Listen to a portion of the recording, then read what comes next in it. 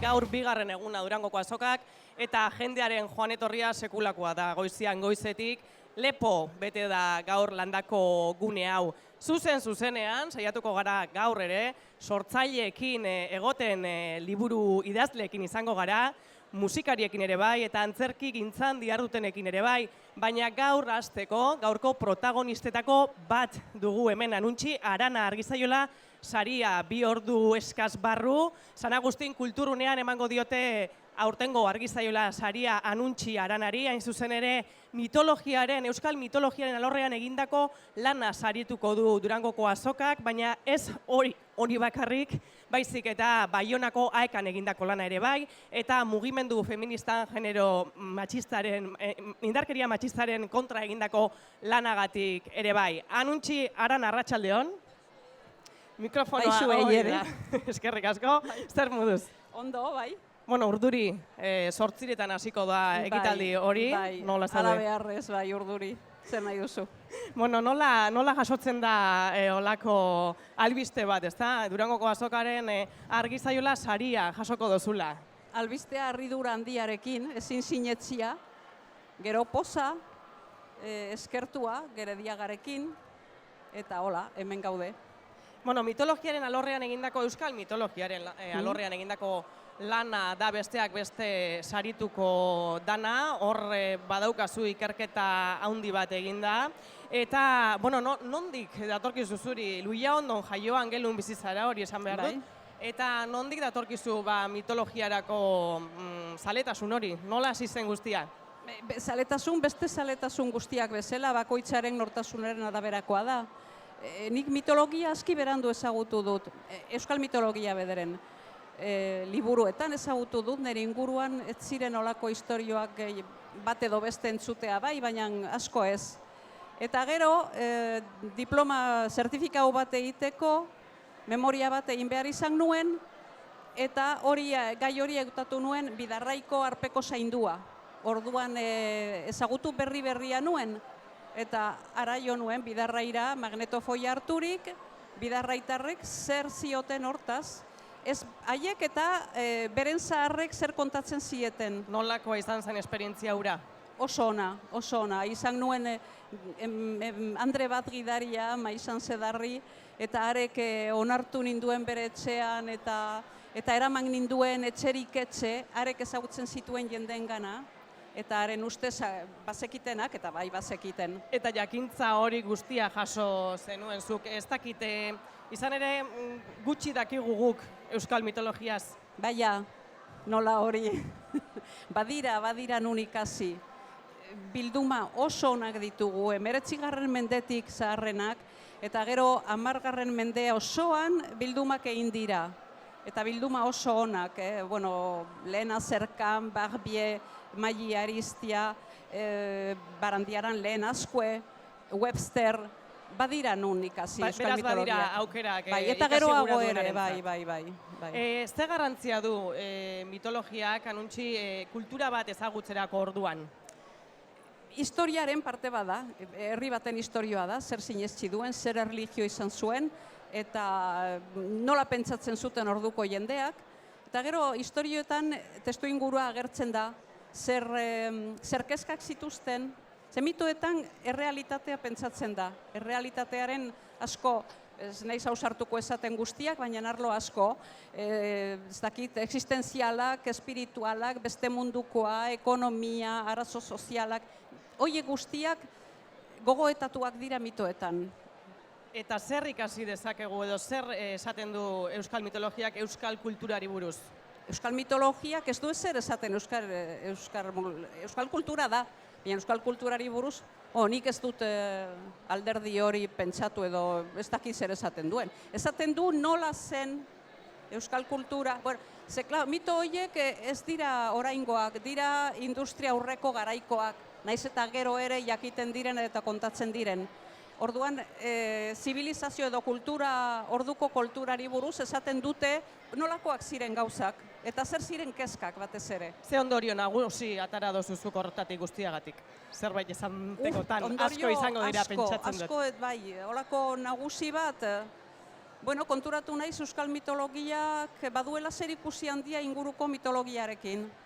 Eta ere badirela ez bakarrik auzo herriko edo ez dakit peninsula edo Frantziakoari buruz, baina munduko kezkak, munduko jendeen kezkak oso antzekoak izan direla. Eta adibidez motiboak, historia edo kontakizun batean unitate txikienak, denetan ez dute hemen desberdinarik aurkitu. Batzuetan pentsatu izan dut, hau segurazki ez da munduan beste leku batean. Baina katalogora jotzen duzu, katalogo batetara. Eta bai. Eta aurkitzen duzu. Besteak bezalakoak garela, eta ez da berri txarra. Zein pertsonaia aukeratuzko zenuke zuk mitologiatik, euskal mitologiatik? Prakagorriak gaiztoak direlako. Akizu zer diren prakagorriak. Kontatu. Bai, prakagorriak dira, bueno, horoskok nola ikusten dituzten kontatuko ditut. Izaki txiki batzuk dira, insekto itxurakoak, eta lanak egiten dituzten beren jabearentzat. Baina gero, gordetzen dira orratzontzi batean, jostorratzontzi batean, eta ateratzen direnean lana eskatzen dut, eta lana. Eta ematen ez badiozu lana, desmasiak egiten dizkizute. Baina gero zu aski azkarra balin bazaran berriz beren zulora zarrarazteko baliatzen dituzu. Hortarako sorgin izan behar da, sorginen indarrak ere deitzen dira. Baina gero badute alderdi oso izugarria, baina izugarria zinez. Olakoak dituenak ezin du hil beharrean eta hel izinean paratzen da, eta hori ikaragarria da. Hoiek eman arte. Anuntxi, beste alderdi batera ere egingo dugu, hori, prakagorriak aukeratu dituzu, esan gura nukelako AEK-ako irakaslea Baionan ez da, eta Euskaldun berria ere bazarela. Bai, Luiandokoa izanik ez da beste remediorik. Zer eman dizu zuri Euskarak? Euskarak asko eman dit, beste mundu bat ireki dit, edo zabaldu dit, eta hizkuntzaren estetika, nire ustez izugarri hizkuntza ederra da. Horrekin maite minuta zaude. Bai. Eta gero eman dit, ergatibo ezin erabilia, bakizu, ergatibo mamutsu bat bezalakoa da. Zuk zure lehen hizkuntzean ez baduzu olako kontzeptua, eskapatzen zaizu askotan. Bai, ez gara konturatzen igual, ez da? Euskaldun zaharrok. Euskaldun zaharrek zarete konturatzen zer den zure lehen hizkuntzean ez den zerbait, hor sartu beharra. Eta pasatzen da, eta faltak egiten dituzu, eta zer egingo zaio. Anuntxi, mila esker hemen egoteagatik. Badakit alde batera eta bestera zabiltzala, orain hemen elkarrezketa geroan. Eta laizter San Agustin kulturune horretan ikusiko zaitugula, argi zaiola sari hori emateko ekitaldian, zorionak benetan. Eskerrik asko. Eta hau izan da dira nolabait, olako bultzakada bat, ez da jarraitu dezazun lanean eta euskal kulturari zure ekarpena egiten. Bai, segurazki, bederen lana ezagutarazteko ziur balio duela. Osongi. Eta hortaz eskerrak Herediagari. Hemendik eskerrak Herediagari. Mila esker Anuntxi, beste batera arte. Eta goazen gu orain sortzaileen gana, kasu honetan Lurra taldeko kideekin dalako Amaia Txintxurreta Lurra taldeak, Akatsa sisteman izeneko lana ekarri duona Durangoko azokara. Bozgorako estanean gaude momentu hauetan, Lurra taldeko kideekin, Ane Garzia alde batean, eta bestean Inigo Muguruza, kaixo bioi. Kaixo, bai, zer moduz. Ni oso ondo, eta zeuek, zer moduz? Gu ere gustora, bai oso gustora, hemen Durangon. Hor jotzen egon gara, hotxenean, eta jendea pasatzen ari da gustatu zaiola kontzertua, eta diska erosten, oso gustora. Akatsak argitaratu duzue, zelako diskua da? Diska ederra, oso ederra. A ber, Ane, zu jarraitu. Ane, zeure irakasle izan dako ez da, Inigo Muguruza, eta hortik sortu zen apurtxo bat taldia. Bai, ni 14 urtetekin hasi nintzen Inigoren klase, gitarra klaseak hartzen, eta nik beti abestu izan dut gitarrarekin, eta gustatu zitzaion erautxa, eta proiektua aurkeztu zian, Lurraren proiektua, eta hortik hasi ginen biak elkarlanean, eta gaur Durango arte. Gaur kontzertua eman duzu orduan, Akatsak Sisteman disko hori aurkezten izan zarete, nolako diskoa da, nolako kantuak batzen ditu disko horrek? Pixka denetik, zabaldu dugu abanikoa, gehiago estiloena, eta orduan hor sartu dira bai betiko estiloak, beti jorratu ditugun estiloak, reggae, ska eta alakoak, baina baita ere sartu dugu ragtime, sartu dugu rock and roll, kanta bat, sartu dugu, denetik pixka bat, eta orduan oso geratu da diska oso borobila. Hori guztia, Ane, zeure ahots goxo horrekin, ez da? Bai, nik kantatzen ditut kantak, hitzak Inigok eta biok egite ditugu, musika gehiena Inigok, eta gero badazkagu diskan, baude kanta pare bat, interludio musikalak, bezala, letrari gabe, Carlos Baxulariarenak. Bai. Eta esan nahi dute, hurrengo diskarako ari gara prestatzen musika ere bai, gure bateria berria ari gara grabatzen oso kanta ederrak ere bai, osake, dakagu ja lana. Beste proiektu bat buruan daukazu orduan? Bai, beti badago zerbait buruan, bueltaka, hor. Gaurkoan, Oinutxik izeneko kantu horren bideoklipa aurkeztuko diguzue, Oinutxik bideoklip horretan, Oinutxik hortzen jende asko saltzen da, ez da? Bai, kanta, pixkat, Inigok esaten duen bezala, patata sistema edo, kantak Oinutxik esan zuen, Oinutxak agertzen dira, eta bere alabak agertzen dira, bai.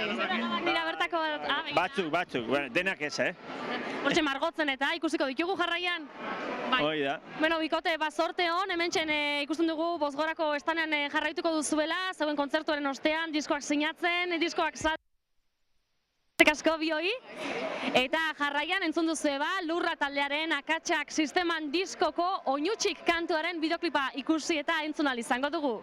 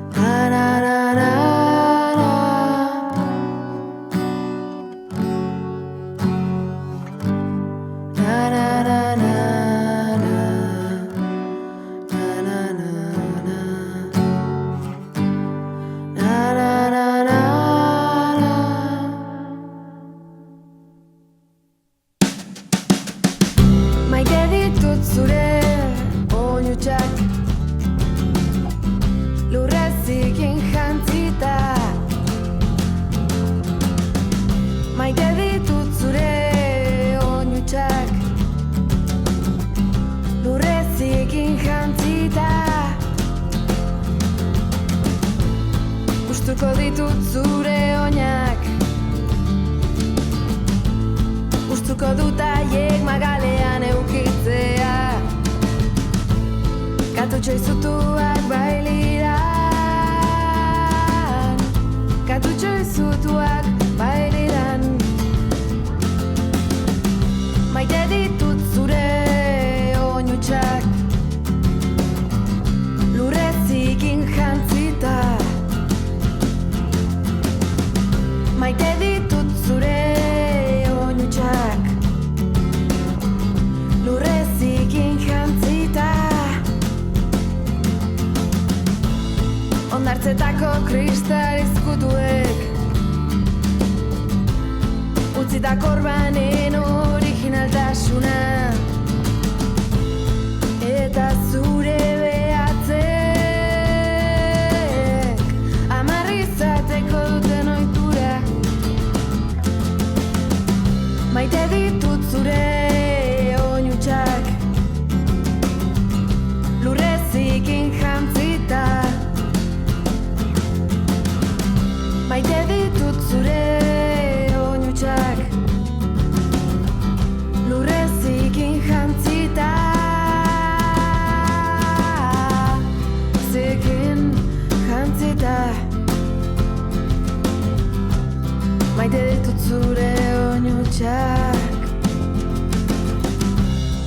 maite ditut zikin jantzita, zure oinutsak jantzita.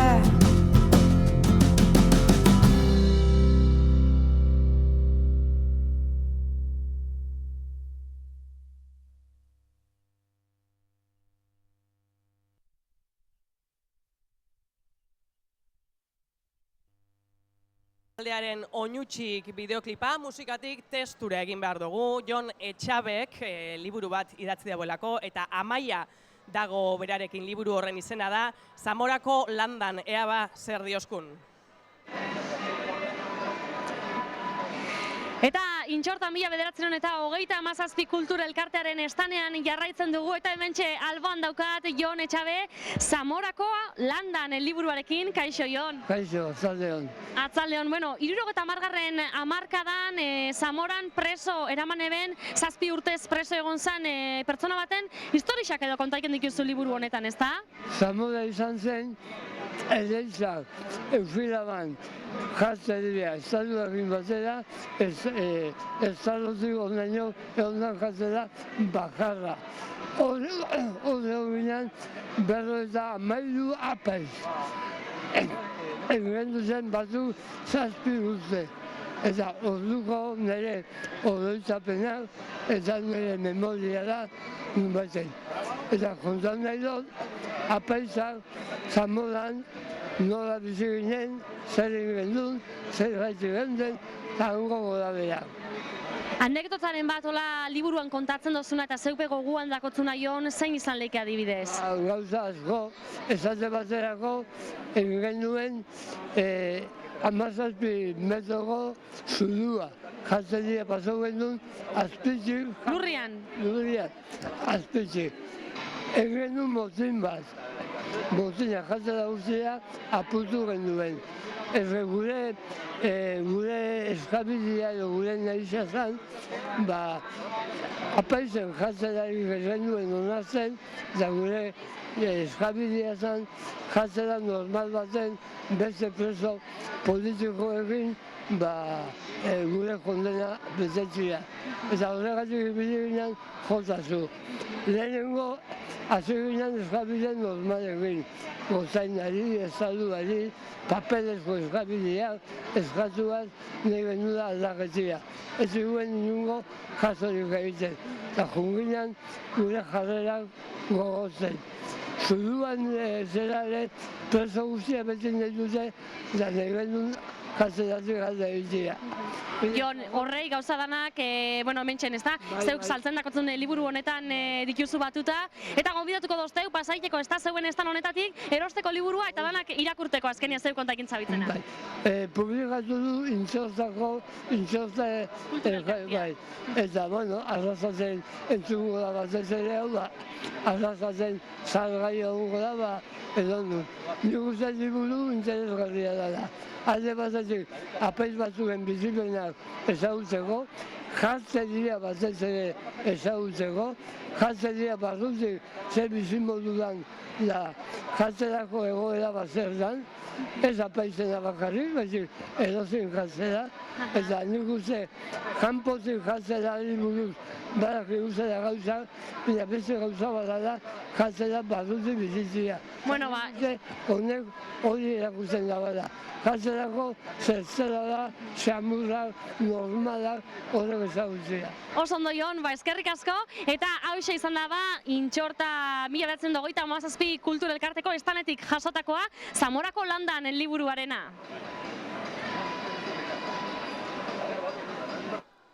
Eskerrik asko, Amaia, disiplina batetik bestera gabiltza gaur arratsaldean izan ere hemen denetik dago, eta orain antzerkigintzan murgilduko gara izan be gaur goizian, kafia eta berbak ekimena eginda estenatokian. Bertan, hainbat euskal sortzaile batu dira, eta euren kezkez, proiektuez eta esperientziez aritu dira bertan.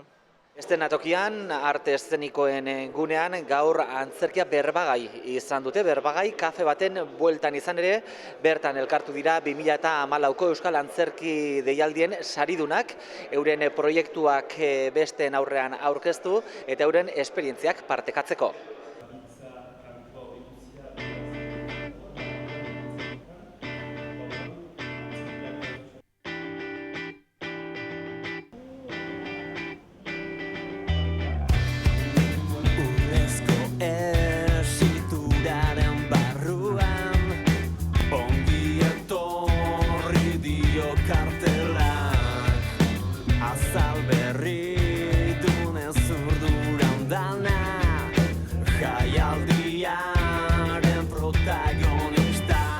saridunetako batekin, Izaskun Arandiarekin gaude momentu honetan, berak Mugalariak izeneko lehiaketan irabazi du saria, Eskutitzak obrarekin. Egunon, Izaskun. Kaixo, egunon. Bukatu da, Kafia eta Berbak ekimena, eta bertan zeuek esan bezala Eskutitzak izeneko obra hori aurkeztu duzue. Pixkat konte guzu, aurkeztu guzu, guri ere, zer da Eskutitzak?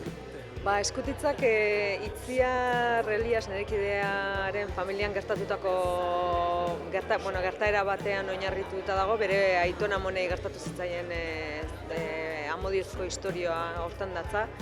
Eta, gerra garaian kokatzen da, eta, da maitasun istorio bat, izugarrizko trabak eta arazoak gainditu behar dituena, eta da pixkat Romeo eta Julieta, baina bukaera alaiarekin. Mugalariak sariaren beste irabazletako batekin gaude, Arte Drama Huts teatroak. Etxekoak obrarekin irabazi du saria, eta bertako Arte Drama Huts teatroko Ander Lipus dugu gurekin. Egunon, Ander? Bai, egunon. Zuek etxekoak obrarekin irabazi duzue, pixkat egin guzu trailertxo bat edo laburpentxo bat, zer da etxekoak obra hau? Bueno, gure urrengo proposamena izango da, azaroan estrenatuko duguna, orain ensaioak eta lanketa prozesuan gabiz. Hitz egiten du nola Magi, neska bat, etxera itzultzen da Afrikatik, eta bertan maitemindu da Mamadurekin. Eta Mamadu Afrikatik ona ekartzeko pasatzen dituen papeleo eta zailtasun guztiak, eta horri buruz kritika bat edo zein zaila den pertsona bat espada ez dakit estatu batuetakoa edo ez dakit nongoa, Afrikarra edo beste herrialde pobreago batekoa bada, ze zailtasunak dagozan pertsona horiek ona ekartzeko. Eta aprobetxatzen dugu baita ere hitz egiteko beste era batera inmigrazioari buruz eta gure identitateari buruz, zer da etxekoa izatea eta zer da kanpotarra izatea, eta zer dan gure komunitateera adibidez beltz bat ekartzea, eta horrek sortzen dituen tirabirak eta nahiko umore klabean edo absurdo klabean ikutuz. Lauka taldeak Amodioaren ziega izeneko obrarekin aurtengo Zubi sariketa irabazi du, eta talde honetako bikide ditugu gurekin, batetik Joana Okaina eta bestetik Urki Muguruza. Egunon bioi ere? Egunon. Lehenengo eta behin akaso ez dakienaren dako azaltzea zer den Zubi sariketa hau? Zubi ekimen bada, 8 antzokik osatzen da biena, eta ekimen honetan azkenien da sorkuntza berriei eta talde berriei edo jaio berriei bultzada bat ematea beraien jarduna bultzatzeko. Taularatuko dugu Xabier Mendigurenen Amodioaren ziega, antzeslana, baita ere antzerki testuaz aparte poesia sorta bat eta ipuin bat ere gure eskula zituen idazleak, eta denekin horlako kolaxi bat egin dugu, antzeslan bat sortuaz. Kontatzen dena da preso dagoen pertsona bat, eta ura bisitatzera doan bere laguna, bikotekidea edo hoien istorioa leku zehatz horretan. Hau da, bisabiz batenko gelan eta egoera konkretu bat, hau da, 40 minutuko bisita bat.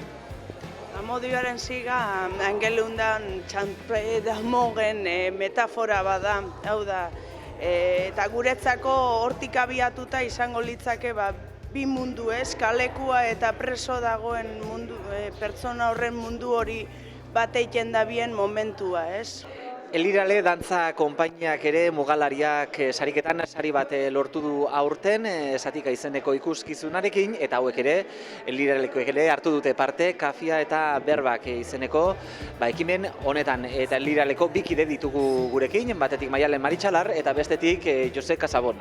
Egunon bioi ere? Egunon. Zuen kasuan, esan dugu, dantza konpainia bat nekide zaretela, eta zuek, pentsatzen dut, dantza munduarekin izan duzuen harreman hori azaldu duzuela gaur hemen kafe hartu bitartean, ezta? Bai, asko hitz egin da ere konpainia baten bizitzaren arazoak eta kontatu dira bakoitzak ze arazo eukaten aldituen lan munduan, eta hori atera da asko ala ere. Funtzionamenduaz, nola gure sorkuntzak nola eramaten genituen egonaldiekin, eta hori praktikatu dugu.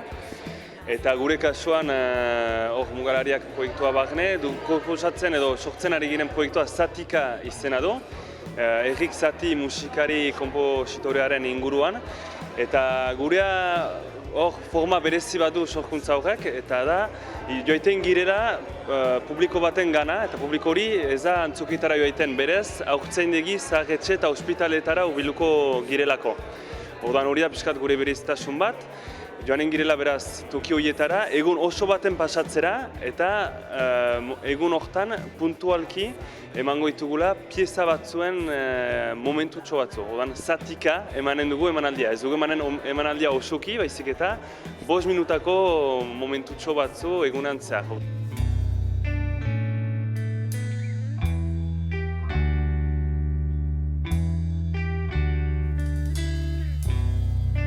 Aurkeztu duzue Kafia eta Berbak izeneko ekimen honetan, zer iruditzen zaizu?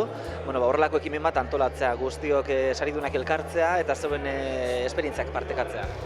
Oso ideia ona eta aberasgarria iruditu zait, eta batez ere beste irabazleak ezagutzeko aukera ematen dugulako. Batez ere gehiago norbere proiektu personalak hori artistikoak kontatzea baino gehiago izan da ze baliabide ditugun euskal sorkuntzak publiko bateri iristeko. Goxo da jendea gurutzatzea, ze azkenean bakoitzak bere xokoan lan egiten dugu, bakoitza momentu berean ari gira ezkerreskuin antzeslanak edo dantza emanaldiak ematen, beraz azkenean ez gira ezagutzen. Guztiz positiboa eta aberasgarria da, ez? Zoritxarrez pixka bat antzerki taldeok edo antzesleok eta konbibitu edo elkarbizi beharrian konpetitzera kondenatua gaude ia, eta egia esan horrelako ambiente tensioi gabian eta informalki bakoitzak bere esperientzia kontatu eta bestian lekuan jarri baita ere, eta oso aberasgarria da. Keak ito gaitu, keak itxutu.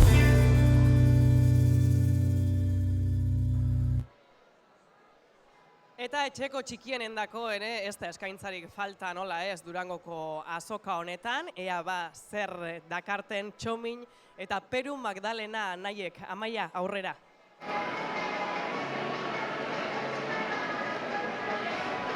Elkarren stand batean gaude, Txomin Madalenarekin, Txomintxo eta Perutxo, Josuri fardela aldatzen liburu hori kaleratu duzue oinguan. Hori bai, hau da Txomintxo eta Perutxo, Josuri fardela aldatzen, 3. liburua da, Txomintxo eta Perutxo saga honetakoa, eta posik gaur hemen aurkezten liburua, bai, Sagu Ganbaran aurkeztu dugu postetan, eta hemen, stanean, bai. Zer monduz joan da aurkezpen hori, Sagu Ganbarako aurkezpen hori, gaztetxoen umeien artean? Ondo, oso eskatologikoa izan da, badakizu pixkate nazka eta mundu horrek umengan sortzen dauen inkietude hori, baina oso ondo. Umea posikibili dira eta gube bai. Horiz da, apurtxo bat berbaikin duzuena liburu honetan, fardelak, kontaidazu zer buruz berbaikin duzuen, eta ze ikuspuntu emun nahi izan txatzuen liburu honekin gai horri? Azken baten hemen gela batean kokatzen gara eta ume batek kakaiten dauganean, eta irakasle oso okupauta dau beste zerigin batzutan, eta Peruk eta Txominek hartzen dugu ume aldatzeko iniziatiba. Eta guk ez dago gunez gube ume batzu gara, orduan hor sortzen den inguru naskagarri batean murgiltzen gara. Eta azken baten, badeko mesutxo bat, danok entzen dugule pardela eta ez daula ardure harina bero berandu hau izen. Batez be gaientzen da, nik uste diversioaren ikuspuntua, ondo pasatzearena eta umeak disfrutatzea irakurtzen eta entzuten ipuina.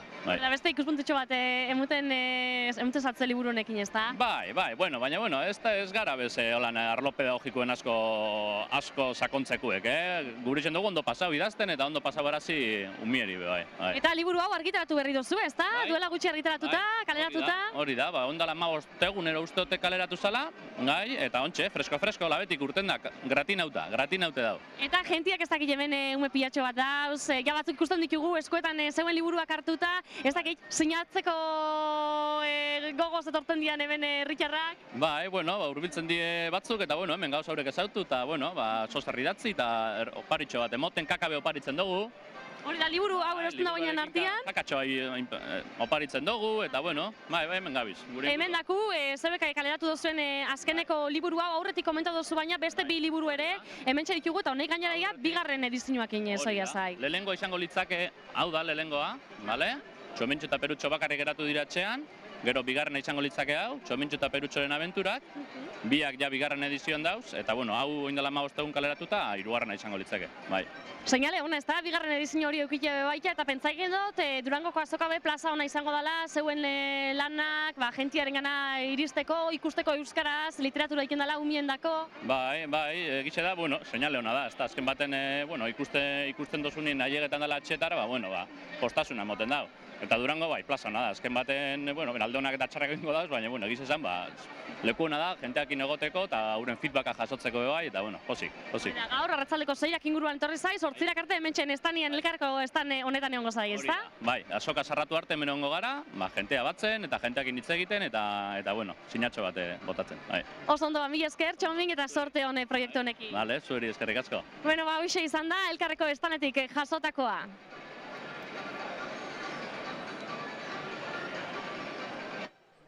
Eskerrik asko, Amaia, hortxe etxeko txikienendako eta gurasoendako eskaintza nola ez. Eta orain kameratoia zer den ezagutuko dugu, gaur hasi den laburmetraien rally bat da, eta gure lankidiek horren nondik norakoak batu dituzte hurrengo bideo honetan.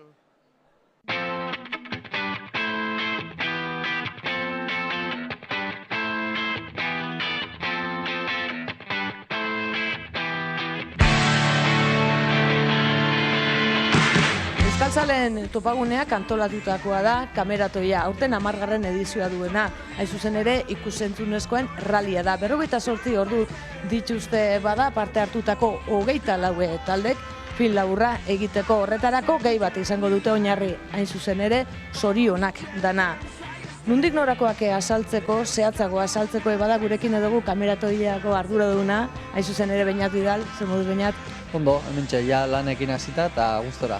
48 ordua ja zabalduta dauz, da marterdiretan izan da aurkezpena, orduentxe dotazu ez da, hain zuzen ere bai gaia eta bete biharreko baldintzak edote ezaugarriak, zorionak esan dugu. Hori da, bai, marterdietan izan da aurkezpena, bertan parte hartzaiek jaso dute txostena, bertan gaia eta ezaugarriak adierazi dizkiegu, eta hortik aurrera erlojuaren kontrako borroka. Igandean 12ak baino lehen entregatu beharko dituzte beraien lanak, eta, bueno, ari dira ja Durangon zehar, Azokan zehar, beraien grabaketak eta egiten, eta bai, animotxo ikusi ditugu eta espero lan politak irtengo direla. Helburua bada film labur bat egitea, gaia zorionak, baina ezaugarri batzuk bete behar ditu, edo modu baten esan da osagai zehatz batzuk izan behar ditu labur horrek. Bai, gaia zorionak ipini dugu, pixkat kontuan hartuta urten 10. edizioa dela, eta holan zenbaki borobil bat, uste dugu kameratoia ere zoriontzeko moduan dagoela, 10. edizioa beteta, eta horretaz gain, ezaugarri batzuk ere markatzen dizkegu, 10 ezaugarri hain zuzen ere, eta ezaugarri horietatik 3 behintzat agertu behar dira euren film laburretan. Eta, esan dudan moduan 10 ezaugarri dira, orain ez dauzkat agian denako goa, baina, besteak beste Plateruenaren 10. urte hurrena ere, eta urte askotarako abiatu duten partaietza eta diru ekarpen kanpaina, da ezaugarrietako bat, korrika ere bai, aurten Durangoko azoka sarituko duelako, gero ezinbestez bete beharreko ezaugarri bat daukate aurten parte hartzaiek, eta da txapa bat egin duguna aurtengo kameratoiko logoarekin eta 10. edizioa ospatuz, eta txapa hori derrigor agertu behar da filmetan. Eta gero, beste hainbat ezaugarri ere dituzte, Durangoko lekuak, adibidez Santanako arkua, Mikeldiko idoloa, eta Oksitania ere da beste ezaugarrietako bat, aurtengo herrialde gonbidatua. Eta hoien inguruan film labur bat osatu behar dute, gehienez ere 6 minutuko. Eta hori egin behar dute 48 orduren barruan, parte hartzaileak esan dugun moduen hasiera baten 26 ziran, 24 etorri dira, eta okerrezuan ebel 25 oraintxe dator, eta perfila nitzekoak esango dugu. Bai, bueno, denetarik dago, hau da ikusentzunezkoen rally bat, baina mundu guztiari irekia.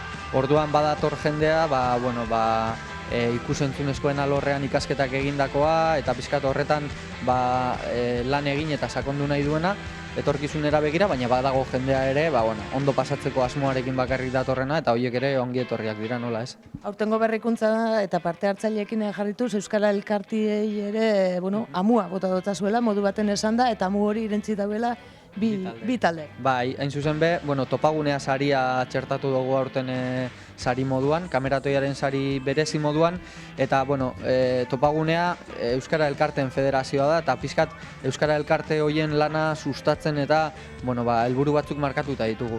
Eta helburu horren barruan, elkarteetako gazte jendea pixkat olako ekimenetara animatzeko, sari hau sortu dugu edo, ez?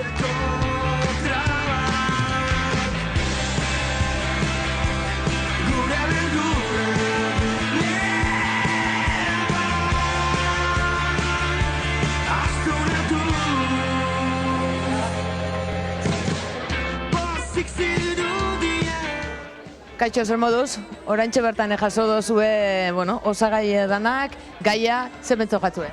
Ondo, polita ez, zorionak beti dira gauza pozgarria, zik espero dugu opari bezala hartzea eta guk ere zerbait eskaini ahal izatea. Ados, eta ez dakite etorri jatzuen nundik nora joko dozuen, oraindik ez, zein da oin zuen lan prozesua, bien artean egingo dozu, ez da? Bai, orain gaia entzun da, ziurrena pote bat hartzera joango gara, pentsatuko dugu nola egin, nola kokatu, eta ea zer ateratzen den. Osondo, eta ia, ez da, saria aiararaino eramaten dozuen? Ea, bestela ere Euskara sari bat emango diogu lan batekin, hasi horrekin gustora. Eskerrik asko, sorte hon. Agur, zuei.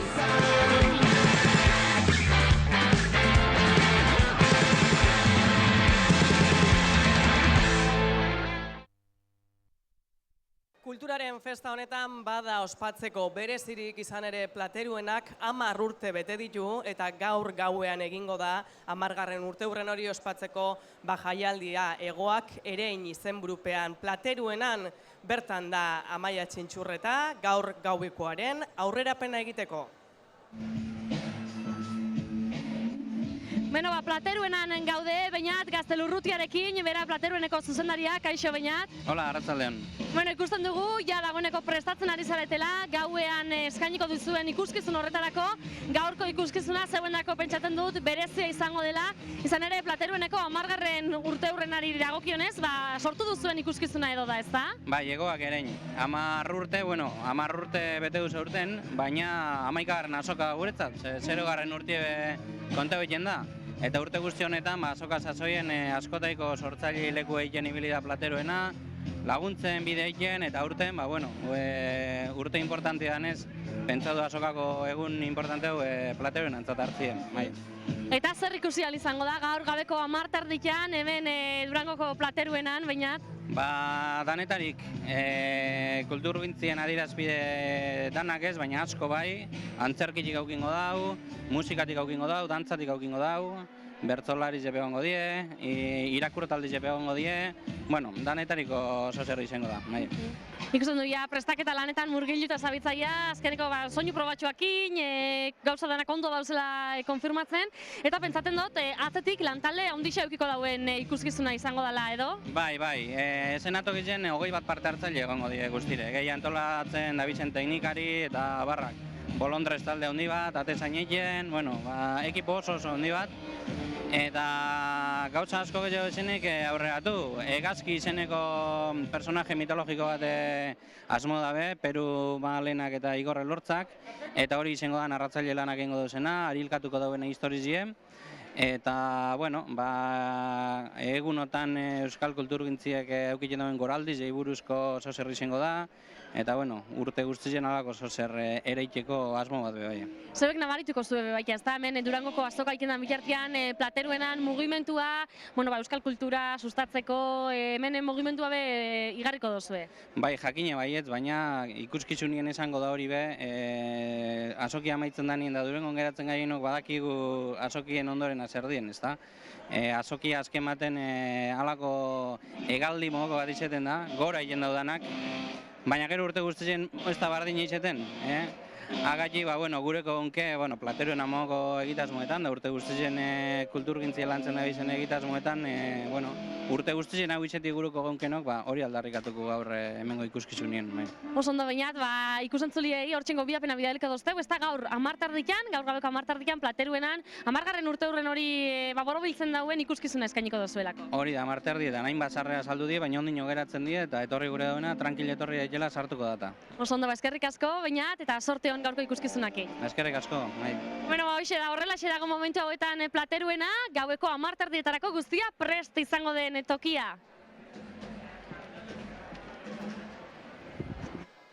Hortxe gonbidapena, gaur gaueko hegoak ere izenburupean egingo dan jaialdi horretarako, plateruenaren 10. urteurrena ospatuko da hor, eta gu saioaren bukaerara iritsi gara bihar Durangoko azokaren 3. eguna, gu hemen izango gara goizeko 10:00 zuzenean, bertan hemen gertatzen den guztiaren berri zuei emateko bihar arte, baina aurretik gaurko eguneko irudiekin osatutako bideoarekin utziko zaituztegu esandakoa. Ondo izan, bihar arte.